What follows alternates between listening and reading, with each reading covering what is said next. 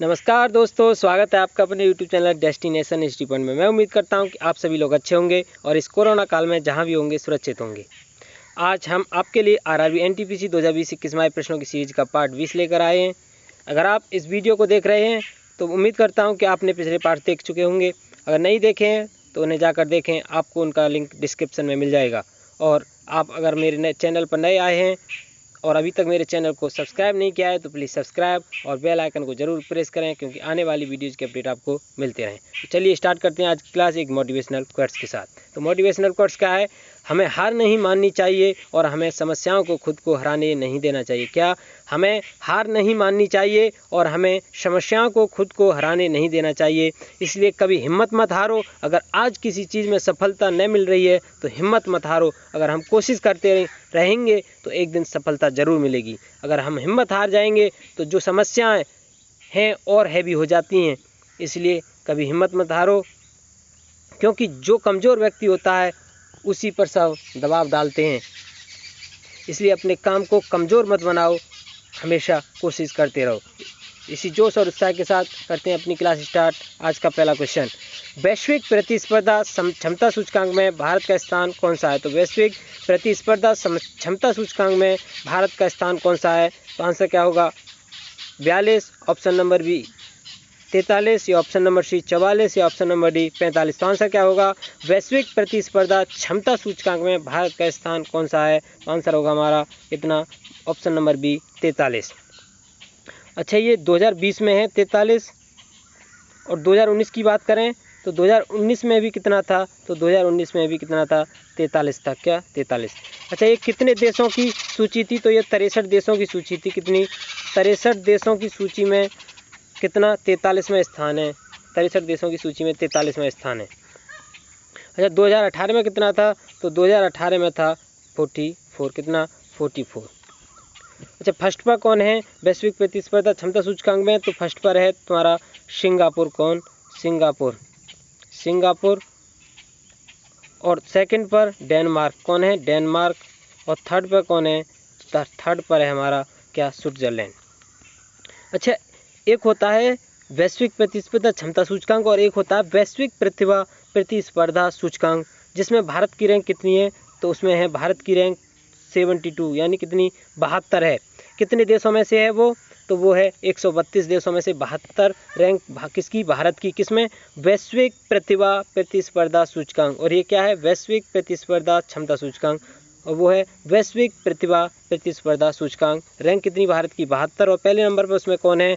तो उसमें पहले नंबर पर है स्विट्जरलैंड, और सेकंड पर अमेरिका, और थर्ड पर कौन है? सिंगापुर। नेक्स्ट क्वेश्चन पर चलते हैं। नेक्स्ट क्वेश्चन क्या है?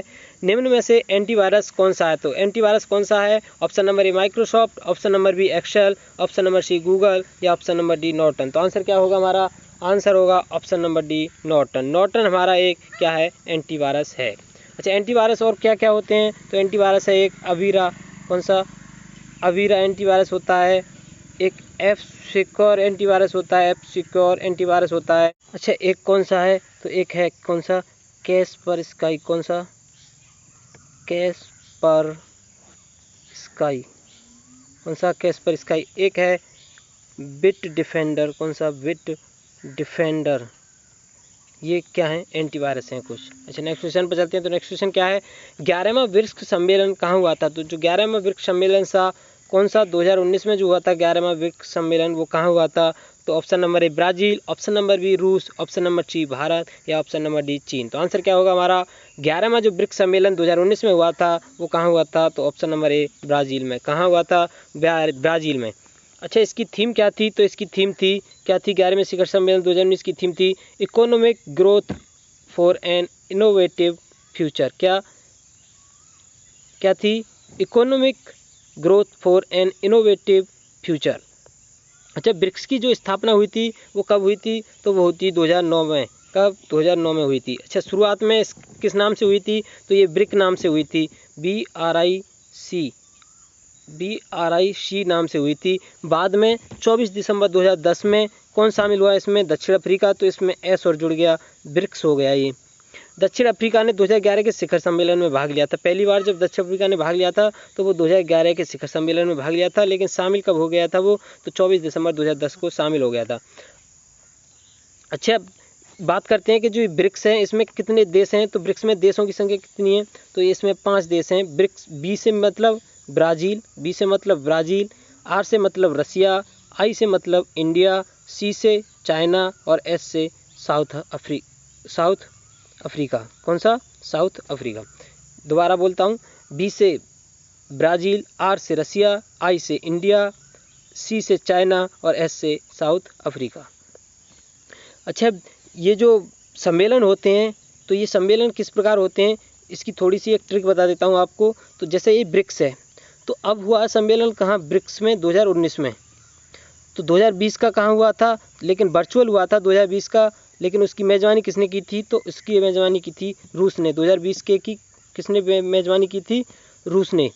अच्छा, 2021 में जो होगा वो कहाँ होगा, तो 2021 में होगा वो होगा इंडिया में। कहाँ? इंडिया में होगा। 2021 का इंडिया में होगा। जब 2022 का कहाँ होगा, तो वो चाइना में होगा 2022 का, और 2023 का कहाँ होगा, तो वो होगा साउथ अफ्रीका में। कहाँ? साउथ अफ्रीका में 2023 का। तो इसी प्रकार ये इसी के नाम के अनुसार इनके सम्मेलन होते रहते हैं। याद रखना, 2019 का ब्राज़ील में हुआ था, रसिया में 2020 का वर्चुअल हुआ है, इंडिया में 2021 में होगा, यानी फ़िलहाल अब 2021 में इंडिया में होने वाला है, और चाइना में 2022 में, और साउथ अफ्रीका में 2023 में। फिर दोबारा 2024 में ब्राज़ील में होगा। तो ऐसे ही रिपीट दोबारा होते चले जाते हैं। ठीक है, नेक्स्ट क्वेश्चन पर चलते हैं। फ्रंटियर गांधी या सीमांत गांधी के नाम से किसे जाना जाता है, तो फ्रंटियर गांधी या सीमांत गांधी के नाम से किसे जाना जाता है? Option number A Mohandas Karamchand Gandhi, option number B Abdul Kalam Azad, option number C Abdul Ghaffar Khan, option number D Mohammad Ali Jinnah. तो आंसर क्या होगा हमारा, फ्रंटियर गांधी या सीमांत गांधी के नाम से किसे जाना जाता है, तो वो है आंसर हमारा कौन, अब्दुल गफ्फार खान। कौन? अब्दुल गफ्फार खान को फ्रंटियर गांधी के नाम से जाना जाता है। अच्छा, नेक्स्ट क्वेश्चन पर चलते हैं। तो नेक्स्ट क्वेश्चन क्या है हमारा, पोंगल वर्ड काउंट उत्सव किस राज्य में मनाया जाता है, तो पोंगल वर्ड काउंट उत्सव option number A Tamil Nadu, option number B Kerala, option number C क्या उत्तराखंड, या ऑप्शन नंबर डी असम। तो आंसर क्या होगा हमारा, पोंगल वर्ड काउंट उत्सव कहाँ मनाया जाता है, तो आंसर होगा हमारा कहाँ, ऑप्शन नंबर ए तमिलनाडु। किसमें? तमिलनाडु में। ये तमिलनाडु का फसल त्यौहार है जो कब मनाया जाता है, ये तो ये जनवरी फरवरी के महीने में मनाया जाता है। जनवरी और फरवरी के महीने में मनाया जाता है क्या, पोंगल। अच्छा, केरल के कुछ उत्सव के बारे में बात करते हैं। तो केरल का एक उत्सव है क्या, ओणम। कौन सा है? ओणम एक त्यौहार है, कहाँ का, केरल का ओणम। और क्या है, ये कब मनाया जाता है, तो ये अगस्त सितंबर में मनाया जाता है। एक है विशु। कौन सा? विशु, ये भी कहाँ का, केरल का, ये अप्रैल के महीने में मनाया जाता है। और एक क्या है, त्रिशूर पूरम। कौन सा? त्रिशूर पूरम। और एक बोट वाला है। कौन सा? Boat festival. एक बोट फेस्टिवल है, बोट फेस्टिवल कहाँ का है, ये भी हमारा केरल का है। अच्छा, उत्तराखंड के बारे में बात करें तो उत्तराखंड का फूलदेई। कौन सा? फूलदेई कहाँ का है, उत्तराखंड का है फूलदेई उत्तराखंड। और क्या है, उत्सव है एक उत्सव, वो भी कहाँ है, उत्तराखंड का। अच्छा, एक है इंटरनेशनल योगा फेस्टिवल, ये कहाँ का है, ये भी उत्तराखंड का। कौन सा? इंटरनेशनल योगा फेस्टिवल, ये भी उत्तराखंड का है। और घी संक्रांति, ये भी कहाँ का, हमारा उत्तराखंड का। अच्छा, असम के बारे में बात करें तो असम के कुछ क्या है, एक बिहू महोत्सव है। कौन सा? बिहू महोत्सव बहुत इंपॉर्टेंट है असम के लिए। बिहू महोत्सव है। एक रजनी गबरा है। कौन सा है? रजनी गबरा कहाँ का, ये भी उत्तराखंड का है। अच्छा, एक है बेसुगु। अच्छा, एक है देहिंग पटकई महोत्सव। कौन सा? देहिंग पटकई महोत्सव, ये भी कहाँ का है, असम का। अच्छा, नेक्स्ट क्वेश्चन पर चलते हैं। एशिया विकास बैंक का मुख्यालय कहाँ है, तो एशिया विकास बैंक का मुख्यालय option number A Shanghai, option number B Manila, option number C Beijing, या ऑप्शन नंबर डी टोक्यो। तो आंसर क्या होगा हमारा, एशियाई विकास बैंक का मुख्यालय कहाँ है, तो आंसर होगा हमारा कहाँ, एशियाई डेवलपमेंट बैंक का मनीला। कितना? एशियाई डेवलपमेंट बैंक का जो हेडक्वार्टर एडीबी का वो कहाँ है, मनीला फिलीपींस। कहाँ? Manila Philippines. अच्छा, संघाई में किसका हेडक्वार्टर है, तो संघाई में हमारा एनडीबी का हेडक्वार्टर है। किसका? एनडीबी का हेडक्वार्टर है, न्यू डेवलपमेंट बैंक। किसका? न्यू डेवलपमेंट बैंक का हेडक्वार्टर कहाँ है, संघाई में। अच्छा, बीजिंग में बात करें तो बीजिंग में किसका है, तो बीजिंग में AIIB। किसका? AIIB Asian infrastructure investment bank, क्या Asian infrastructure investment bank AIIB का मुख्यालय कहाँ है? तो वो है बीजिंग में। अच्छा, इसके सदस्य कितने हैं AIIB के? तो इसमें 97 सदस्य देश हैं। कितने? 97। अच्छा, टोक्यो की बात करें तो टोक्यो में किसका है? संयुक्त राष्ट्र विश्वविद्यालय का। किसका? संयुक्त राष्ट्र विश्वविद्यालय का। और ये संयुक्त राष्ट्र विश्वविद्यालय की स्थापना कब हुई थी? तो 1975 में हुई थी। कब? 1975 में संयुक्त राष्ट्र विश्वविद्यालय का हेडक्वार्टर कहाँ है? टोक्यो। अच्छा, एशियाई विकास बैंक की जो स्थापना हुई थी वो कब हुई थी? तो 19 दिसंबर 1966 को हुई थी। कब? 19 दिसंबर 1966 को। और अध्यक्ष कौन है इसके? तो अध्यक्ष हैं इसके मात्सुगु असाकावा, जो 17 जनवरी 2020 से हैं। कौन है? मात्सुगु असाकावा किसके? एशियाई विकास बैंक ADB के। अच्छा, सदस्य देश कितने हैं इसके? तो इसके सदस्य देश कितने हैं? 68। कितने? 68। नेक्स्ट क्वेश्चन पर चलते हैं। पेड़ों में जड़ से पत्तियों में जल को कौन सा ऊतक ले जाता है? पेड़ों में जड़ से पत्तियों में जल को कौन सा ऊतक ले जाता है? तो option number xylem, option number B phloem, option number C cortex, या ऑप्शन नंबर डी A और B दोनों। तो आंसर क्या होगा हमारा? Option number A xylem. पेड़ों से जड़ में पत्तियों में जल को ले जाता है। किसमें? जड़ से पत्तियों में जल को कौन ले जाता है? जाइलम। अच्छा, फ्लोएम क्या करता है? तो फ्लोएम जो है हमारा शीर्ष से खाने को, किसको? खाने को शीर्ष से और कहाँ लाता है? उसके पूरे भाग में ले जाता है। किसके? पेड़ों के पूरे भाग में ले जाता है, शीर्ष से आधार तक। कहाँ तक? शीर्ष से आधार तक इसको भोजन को स्थानांतरण करता है। क्वेश्चन पर चलते हैं। तो नेक्स्ट क्वेश्चन क्या है? सतत विकास कार्यक्रम कब लॉन्च हुआ था? तो सतत विकास कार्यक्रम कब लॉन्च हुआ था? Option number A 2016, option number B 2017, या ऑप्शन नंबर C 2015, या ऑप्शन नंबर D 2018।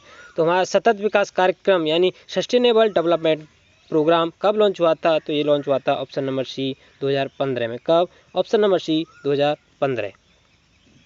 अच्छा, ये जो सतत विकास कार्यक्रम कब फाउंड हुआ था? तो ये 2015 में फाउंड हुआ था। लेकिन फाउंडर कौन थे इसके? तो इसका फाउंडर थे यूनाइटेड नेशन द्वारा ये फाउंडर हुआ था। किसके द्वारा? यूनाइटेड नेशंस द्वारा ये फाउंड हुआ था। कब? 2015 में। अच्छा, SDG इंडेक्स यानी sustainable development goals India index को कौन जारी करता है? तो sustainable development goals India index को नीति आयोग जारी करता है। कौन? नीति आयोग जारी करता है। अच्छा, SDG India index sustainable development goals में भारत में का कौन सा राज्य 2019 में पहले नंबर पे था? तो 2019 में कौन था? केरल पहले नंबर पे था। किसमें? सस्टेनेबल डेवलपमेंट गोल्स 2015 में केरल पहले नंबर पर था। अच्छा, नेक्स्ट क्वेश्चन पर चलते हैं। तो नेक्स्ट क्वेश्चन क्या है? चौथी बौद्ध संगीति कब हुई थी? तो चौथी बौद्ध संगीति किस राजा के काल में हुई थी? तो चौथी जो बौद्ध संगीति है वो किसके काल में हुई थी? तो option number A Ashok, option number B Ajatashatru, या ऑप्शन नंबर C कालाशोक, या ऑप्शन नंबर D कनिष्क। तो किसके काल में हुई थी? जो चौथी बौद्ध संगीति है वो किस राजा के काल में हुई थी? तो ऑप्शन नंबर D कनिष्क। किसके काल में हुई थी? तो चौथी बौद्ध संगीति कनिष्क के काल में हुई थी। अच्छा, चौथी बौद्ध जो संगीति हुई थी वो कहाँ हुई थी? तो वो हुई थी कुंडलवन कश्मीर। कहाँ? कुंडलवन कश्मीर में हुई थी। कौन सी? चौथी बौद्ध संगीति। अच्छा, इसके अध्यक्ष कौन थे? तो इसके अध्यक्ष थे कौन? वसुमित्र। कौन? वसुमित्र इसके अध्यक्ष थे। वसुमित्र इसके अध्यक्ष थे। और इसके उपाध्यक्ष कौन थे? तो इसके उपाध्यक्ष थे कौन? अश्वघोष इसके उपाध्यक्ष थे। कौन? अश्वघोष इसके उपाध्यक्ष थे। किसके? चौथी बौद्ध संगीति के। अच्छा, प्रथम जो बौद्ध संगीति थी वो कहाँ हुई थी? तो प्रथम बौद्ध संगीति राजगृह में हुई थी। कहाँ? राजगृह में हुई थी। कब? 483 ईसा पूर्व में। अच्छा, प्रथम बौद्ध संगीति के जो अध्यक्ष थे वो कौन थे? तो प्रथम बौद्ध संगीति के जो अध्यक्ष थे वो थे महाकश्यप। कौन? महाकश्यप थे। अच्छा, प्रथम जो बौद्ध संगीति वो किस राजा के काल में हुई थी? तो वो अजातशत्रु के काल में हुई थी। किसके? अजातशत्रु के काल में हुई थी। अच्छा, द्वितीय बौद्ध संगीति है वो कहाँ हुई थी? तो वो वैशाली में 383 ईसा पूर्व में हुई थी। द्वितीय बौद्ध संगीति के अध्यक्ष कौन थे? तो वो थे सावक मीर या सर्वकामनी। अच्छा, ये किस राजा के काल में हुई थी? तो द्वितीय कालाशोक के काल में हुई थी। किसके? कालाशोक के। और कालाशोक कौन था? तो वो शिशुनाग वंश का शासक था। किसका? शिशुनाग वंश का। अच्छा, तृतीय बौद्ध संगीति वो किस काल में हुई थी? तो वो पाटलिपुत्र में 251 ईसा पूर्व में हुई थी। कब? पाटलिपुत्र में 251 ईसा पूर्व में हुई थी। अच्छा, तृतीय बौद्ध संगीति के अध्यक्ष कौन थे? तो वो थे मोगलीपुत्र तिस। कौन? मोगलीपुत्र तिस। अच्छा, इसके इस समय राजा कौन थे? तो इस समय राजा थे तुम्हारे अशोक। कौन? अशोक, और ये किस वंश के थे? तो ये मौर्य वंश के थे। अच्छा नेक्स्ट क्वेश्चन पे चलते हैं। ओजोन के एक अणु में कितने ऑक्सीजन होते हैं? तो ओजोन के एक अणु में ऑप्शन नंबर एक, ऑप्शन नंबर बी 2, या ऑप्शन नंबर सी 3, या ऑप्शन नंबर डी 4। तो ओजोन के एक अणु में कितने ऑक्सीजन होते हैं? ओजोन का जो फॉर्मूला है वो क्या है? O3। तो कितने अणु होते हैं ऑक्सीजन के? तो ऑक्सीजन के ऑप्शन नंबर सी 3 अणु होते हैं। नेक्स्ट क्वेश्चन पर चलते हैं। दूरसंचार से संबंधित ADSL की फुल फॉर्म क्या है? तो दूरसंचार से संबंधित जो ADSL है उसकी फुल फॉर्म क्या है?